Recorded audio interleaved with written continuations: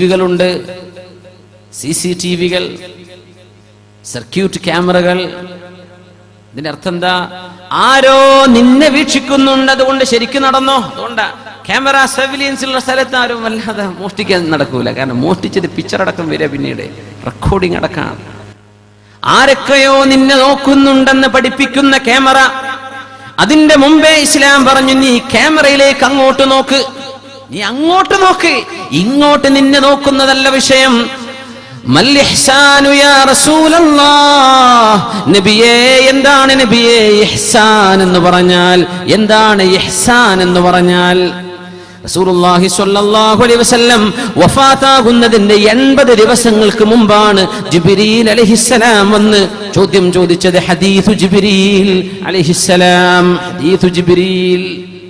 ഇസ്ലാമിന്റെ രത്നച്ചുരുക്കം എന്താണെന്ന് പറഞ്ഞു കൊടുത്ത ഹദീസാണത്. രത്നച്ചുരുക്കം എന്താ? 80 ദിവസം കഴിഞ്ഞപ്പോ റസൂലുള്ളാഹി തങ്ങൾ വഫാത്തായിട്ടുണ്ട്. ഉമർ റളിയല്ലാഹു അൻഹു അടക്കമുള്ള സ്വഹാബികൾ ഇരിക്കുമ്പോഴല്ലേ ഒരു ശുഭ്രവസ്ത്രധാരിയായ ഒരാൾ ജിബ്രീൽ അലൈഹിസ്സലാം കടന്നു വന്നത്.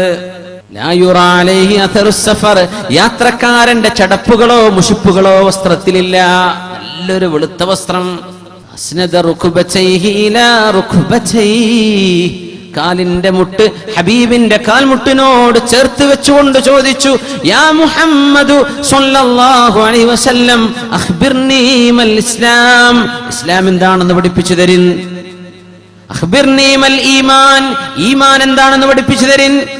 ഈമാനിന്റെ 6 റുക്നുകളും ഇസ്ലാമിന്റെ 5 റുക്നുകളും പറഞ്ഞു കൊടുത്തപ്പോ അടുത്ത ചോദ്യം മൽ ഇഹ്സാൻ, എന്താണ് നബിയേ ഇഹ്സാൻ എന്ന് പറഞ്ഞാൽ?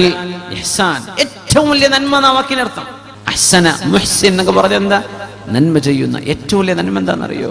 അൻ തഅബുദല്ലാഹ്, അല്ലാഹുക്ക് നീ ഇബാദത്ത് ചെയ്യല. നിസ്കാരം എന്നല്ല അവിടെ പറയാൻ, തുസല്ലി ലില്ലാഹ് എന്നല്ല പ്രയോഗം. നമ്മൾ വിചാരിക്കും നിസ്കരിക്കുമ്പോൾ അല്ലാഹുവിനെ ഓർക്കൽ മാത്രം. അല്ലല്ല, അൻ തഅബുദല്ലാഹ്, നിന്റെ ജീവിതം മുഴുവനും ഇബാദത്താണല്ലോ. എങ്ങനെയാ ഇബാദത്ത് ചെയ്യേണ്ടത്? കഅന്നക തറാഹ്, നീ അല്ലാഹുവിനെ അങ്ങോട്ട് കാണുന്നുണ്ട് എന്ന പോലെ. ക്യാമറക്കാരന്റെ ക്യാമറ നിന്നെ കാണുന്നു എന്നല്ല ഇഹ്സാൻ, നീ അല്ലാഹുവിനെ കാണുന്നുണ്ട്. അങ്ങനെ നീ ഇബാദത്ത് ചെയ്യലാണ് നിന്റെ ഇഹ്സാൻ. മുഅ്മിനായി കഴിഞ്ഞാൽ, ഇസ്ലാം കിട്ടിയാൽ, ഈമാൻ കിട്ടിയാൽ പിന്നെ കിട്ടേണ്ടത് ഇഹ്സാനാണ്. ആ ഇഹ്സാനെ സംബന്ധിച്ചാണ് തസവുഫിന്റെ ഘട്ടം എന്ന് നമ്മൾ പറയാം. അതാണ് തസവുഫ്. ഇസ്ലാം ഫിഖ്ഹാണ്, ഈമാൻ നമ്മുടെ അഖീദയാണ്, ഇഹ്സാൻ തസവുഫാണ്. കഅന്നക തറാ, നീ അല്ലാഹുവിനെ കാണുന്ന പോലെ. വഇല്ലം തകുൻ തറാ, നീ അല്ലാഹുവിനെ കണ്ടില്ലെങ്കിലും ഫഇന്നഹു യറാക്, അല്ലാഹു നിന്നെ കണ്ടുകൊണ്ടിരിക്കുന്നുണ്ട്. അങ്ങോട്ട് നിന്റെ കണ്ണുകൊണ്ട് കാണാൻ പറ്റിയില്ലെങ്കിൽ, നമ്മുടെ കണ്ണുകൊണ്ട് ഇപ്പൊ കാഞ്ഞങ്ങാട് കാണാൻ പറ്റുന്നുണ്ടോ? പോകട്ടെ, ബേക്കൽ കാണാൻ പറ്റുന്നുണ്ടോ? ഇവിടെ നോക്കിയാൽ ഇതാ നമ്മുടെ കണ്ണ്. ഈ കണ്ണിന്റെ മുമ്പ് എനിക്ക് അല്ലാഹനെ കണ്ടാൽ ഞാൻ വിശ്വസിക്കൂ എന്ന് പറയുന്ന മനുഷ്യൻ ഈ ലോകത്തിന്റെ വലുപ്പത്രയാണെന്ന് മനസ്സിലാക്കണം. ഈ ലോകത്തിന്റെ വലുപ്പത്ര ഭൂമി മാത്രമല്ല, എന്താണ് ഈ ലോകത്തിന്റെ വലുപ്പം? ഈ കോടാനുകോടി നെബുലകളും ഗാലക്സികളും പടച്ച അല്ലാഹുവിനെ ഇന്റെ ഈ 2 കണ്ണുകൊണ്ട് എനിക്ക് കണ്ടാലും ഞാൻ വിശ്വസിക്കൂ. ഇതല്ലേ മണ്ടത്തരം എന്ന് പറയാം. അതുകൊണ്ട് അള്ളാഹു കണ്ണിന് കാണണമെന്ന് ചോദിക്കുന്നത് അള്ളാഹുവിനോട് പറയുന്ന ഏറ്റവും വലിയ അദബുകേടാണെന്ന്. എനിക്ക് എന്നെ കാണാൻ പഠിച്ചോനെ, നിന്റെ കണ്ണുകൊണ്ട്, ഈ ചെറിയ കണ്ണ് എന്ന് പറഞ്ഞാൽ നിന്റെ തലച്ചോല് കിടക്കുന്ന സാധനം നിന്റെ സ്കള്ളിൽ അള്ളാഹു പിടിപ്പിച്ച നിന്റെ ഐ ക്യാവിറ്റിയിൽ വെച്ച 2 കണ്ണ്, 2 ബോളുകൾ, 2 ലെൻസുകൾ, ഇതിന്റെ മുമ്പിൽ അള്ളാഹനെ കാണണമെന്നോ? ലിനബ്ലുവഹും അയ്യുഹും അഹ്സനു അമലാ, ആരാണ് ഈ കണ്ണുകൊണ്ട് കാണാത്ത എന്നാൽ സൃഷ്ടിച്ച സൃഷ്ടാവിനെ? കോടാനുകോടി അമ്പിയാക്കന്മാരുടെ മെസ്സേജുകൾ ലോകത്ത് അല്ലാഹു നടത്തിക്കൊണ്ടുപോയത്, ഔലിയാക്കന്മാർ പഠിപ്പിച്ചത്, അല്ലാഹുവിന്റെ കിതാബുകൾ പഠിപ്പിച്ചത്, അല്ലാഹ് ആ റബ്ബിനെ നീ അങ്ങോട്ട് കാണുന്ന പോലെ നീ ഇബാദത്ത് ചെയ്തോ. നീ റബ്ബിനെ കാണുന്നില്ലെങ്കിലും ഫഇന്നഹു യറാക്, അവൻ നിന്നെ കാണുന്നുണ്ട് കേട്ടോ. നമ്മൾ ഈ ക്യാമറ, CCTV ക്യാമറന്റെ മുമ്പ് തന്നെ ഒരു ക്യാമറ ഇസ്ലാം നമ്മൾ പഠിപ്പിച്ചിട്ടുണ്ട്. ക്യാമറക്ക് അങ്ങോട്ട് നോക്കാൻ. ക്യാമറ വെക്കണ്ട, നീ അങ്ങോട്ട് നോക്കിക്കോ. ക്യാമറ നിന്നെ ഇങ്ങോട്ട് നോക്കലല്ല, നീ അങ്ങോട്ട് നോക്കി, ഇന്ന റബ്ബ് കാണുന്നുണ്ട്. അങ്ങനെ ജീവിക്കാൻ പറ്റിയാൽ അതാണ് ഒരു മനുഷ്യന് മുസ്ലിമായി ഈമാൻ കിട്ടിയാൽ പിന്നെ കിട്ടേണ്ടത് ഇഹ്സാൻ. ചോദിച്ച ചോദ്യമാണ് മത്തസ്സാഅ, എപ്പോഴാണ് ഖിയാമത്ത് നാൾ? തങ്ങൾ മറുപടി പറഞ്ഞു, മൽ മസ്ഊലു അൻഹാ ബിഅലമ മിനസ്സായിൽ, ചോദിക്കപ്പെട്ട ഞാൻ ചോദിച്ച നിങ്ങളെക്കാളും തദ്വിഷയകമായി അറിയുന്ന ആളല്ല. അഖ്ബിർനി അൻ അമാറാതിഹാ, അടയാളം പഠിപ്പിച്ചു തരൂ നബിയെ. അൻ തലിദൽ അമതു റബ്ബതഹാ, ഒരു അടിമപ്പെണ്ണ് തന്റെ ഉടമസ്ഥയെ പ്രസവിക്കുമ്പോ യജമാനത്തിക്ക് അടിമപ്പെണ്ണ് ജന്മം കൊടുക്കുകയാണ്. അടിമപ്പെണ്ണിന് ജനിക്കുന്ന മക്കള് ജന്മന അടിമകളാണ്. പക്ഷെ അടിമപ്പെണ്ണിന് ഉടമസ്ഥ ജനിക്കുമ്പോൾ ഈ ഹദീസിന്റെ 36ഓളം വ്യാഖ്യാനങ്ങൾ കൊടുത്തിട്ടുണ്ട് ഉലമാ.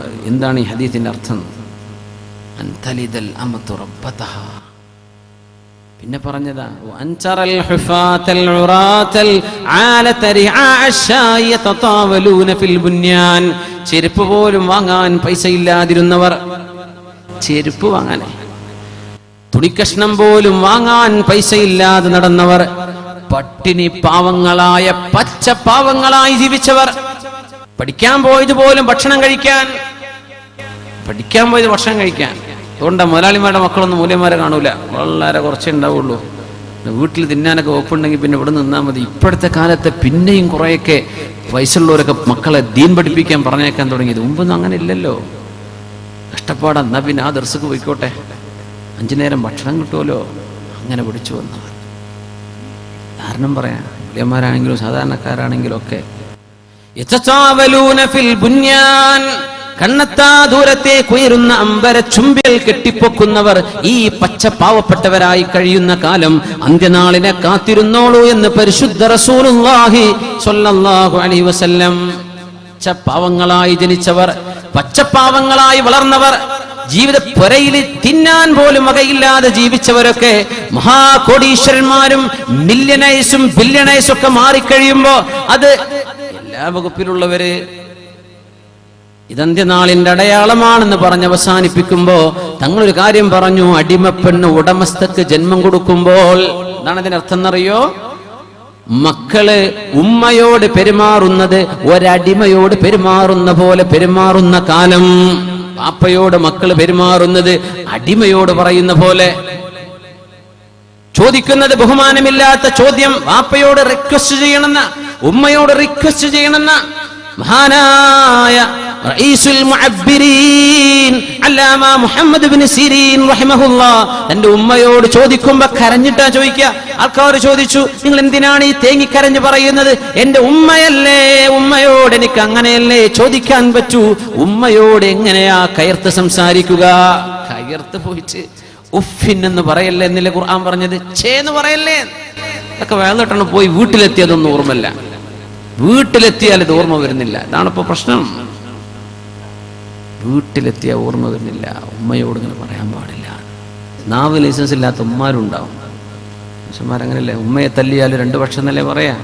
ചില പറയും പാവായി പോയിട്ട് ഉമ്മാനെ തല്ലാൻ പാടില്ലായിരുന്നു. ചില ആ ഉമ്മാക്ക് പണ്ടേ കിട്ടേണ്ടതാണ്. ഇത് രണ്ടും പറയും മനുഷ്യന്മാര്.